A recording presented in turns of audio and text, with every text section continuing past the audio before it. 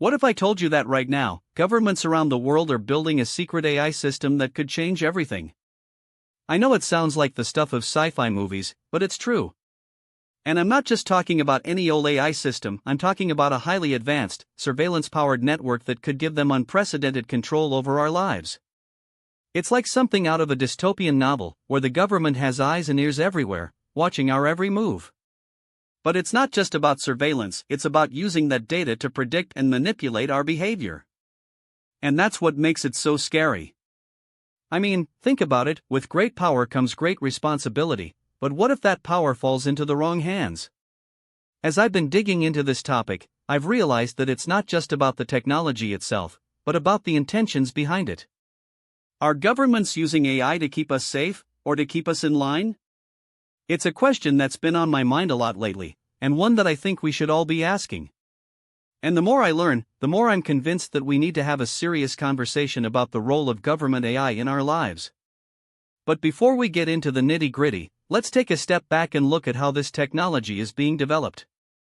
It's like building a massive Lego structure. You start with individual bricks, and then you connect them to create something much bigger. In this case, the bricks are things like facial recognition software, natural language processing, and machine learning algorithms. And when you combine them, you get a system that's capable of processing vast amounts of data in real time. Now, you might be wondering how this system is going to be used. Well, imagine a city with a network of smart traffic lights that can adjust their timing based on real-time traffic patterns. It's like a symphony conductor, orchestrating the flow of traffic to minimize congestion and reduce accidents. But what if that same system could also track the movements of individual cars, and use that data to identify potential suspects? It's a slippery slope, and one that raises serious questions about our right to privacy. As we explore this topic further, it's worth considering the potential benefits of government AI. For example, it could be used to analyze medical data and develop new treatments for diseases. Or, it could be used to optimize energy consumption and reduce our carbon footprint. But at what cost? Are we willing to trade our personal freedom for the promise of a more efficient society? It's a question that gets to the heart of who we are as individuals, and what we value most. And that's where the concept of control comes in. You see, when governments have access to vast amounts of data, they have the power to shape our choices and influence our behavior. It's like a gentle nudging, where they're guiding us towards certain outcomes without us even realizing it. But what if that nudging becomes a shove? What if they use their power to silence dissenting voices, or to manipulate public opinion? It's a chilling thought, and one that should give us all pause. As I've been researching this topic, I've come across some fascinating real-world examples. For instance, did you know that some cities are using AI-powered surveillance systems to monitor and manage their public spaces? It's like a virtual equivalent of the old-fashioned neighborhood watch, but with much more sophisticated technology. And while it may seem like a good idea on the surface, it raises serious concerns about our right to anonymity in public. But it's not all doom and gloom. There are also some amazing examples of government AI being used for good. For example, some countries are using AI-powered chatbots to provide citizens with easy access to government services. It's like having a personal concierge, where you can get help with everything from renewing your passport to filing your taxes. And it's not just about convenience, it's also about making government more transparent and accountable. As we continue to explore the world of government AI, it's worth considering the potential risks and benefits. It's like weighing the pros and cons of a new relationship. You need to think carefully about what you're getting yourself into, and whether it's worth the potential downsides. And that's where the concept of secret technology comes in. What if governments are developing AI systems that are so advanced, they're not even telling us about them? It's a scary thought, and one that should make us all wonder what's really going on behind the scenes. As I've been learning more about this topic, I've started to realize just how complex it is. It's like trying to solve a puzzle with missing pieces. You need to fill in the gaps with your own research and critical thinking. And that's where the importance of surveillance comes in. You see, when governments have access to vast amounts of data, they have the power to shape our choices and influence our behavior. It's like a two-way mirror, where they can see us, but we can't see them.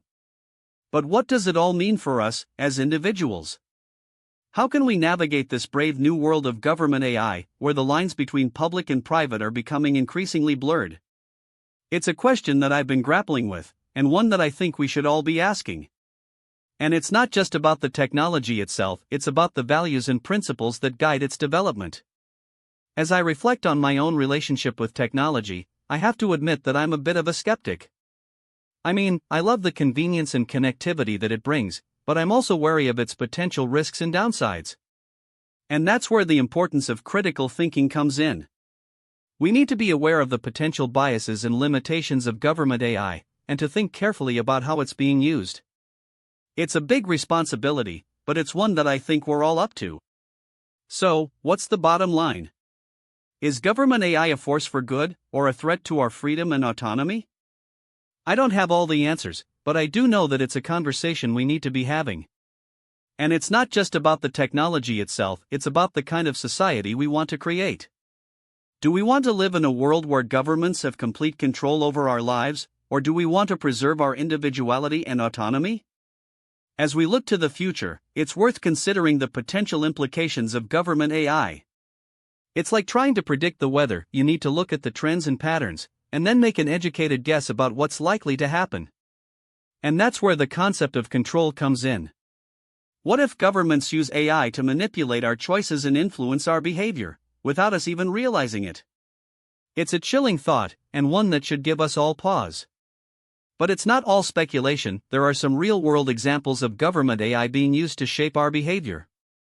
For instance, did you know that some cities are using AI-powered traffic management systems to optimize traffic flow and reduce congestion? It's like a virtual equivalent of a traffic cop, where the system is constantly adjusting and adapting to changing conditions. And while it may seem like a good idea on the surface, it raises serious concerns about our right to anonymity in public. As we continue to explore the world of government AI, it's worth considering the potential risks and benefits. It's like weighing the pros and cons of a new relationship. You need to think carefully about what you're getting yourself into, and whether it's worth the potential downsides. And that's where the concept of secret technology comes in. What if governments are developing AI systems that are so advanced, they're not even telling us about them? It's a scary thought, and one that should make us all wonder what's really going on behind the scenes. And that's where I'll leave you today, with more questions than answers. But that's what makes this topic so fascinating, right? The unknown, the unexplored, the unexplained, it's like a puzzle waiting to be solved. So, I'll ask you, what do you think about the role of government AI in our lives? Should we be embracing it, or should we be wary of its potential risks and downsides? Let me know in the comments below.